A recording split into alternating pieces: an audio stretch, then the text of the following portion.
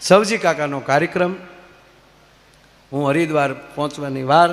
Thank you Nareshbhai. Nareshbhai અરે મેં વાત કરી લીધી. હું દિલ્હી આવી ગયો છું, દિલ્હીથી દેહરાદૂન ઉતરું છું. એટલે મને કે કાંઈ ચિંતા કરતા નહીં, બધી વ્યવસ્થા થઈ ગયેલી છે. પણ મેં કીધું જાહેર ન કરતા હું હરિદ્વારમાં આવું છું, નહીંતર પબ્લિક હરિદ્વારનું કે કોઈ છે મેં કીધું હોટલે સુવા નહીં દે. મને કે નહીં, કોઈ નહીં કહે, ધ્યાનથી સાંભળજો. છતાં અમે સૂતા હતા, કારણ કે આગલા 2 દિવસ આપણે એને રોકાવું હતું, એટલે 2 દી અગાઉ આવી ગયા હતા. રાતે જ આ બરોબર સૂતો હતો,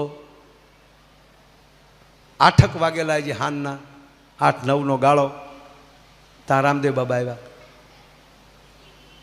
મને કે ગાંડાભાઈ આ તો ખબર પડી ગઈ મને, બાકી તમે તો વાતે ન કરો ને. અને અહીંયા હોટલે થોડું સુવાય. સીધા મને પતંજલિ લઈ ગયા. ત્યાં બે અમે આયુર્વેદિક વાળું કર્યા, ઓર્ગેનિક.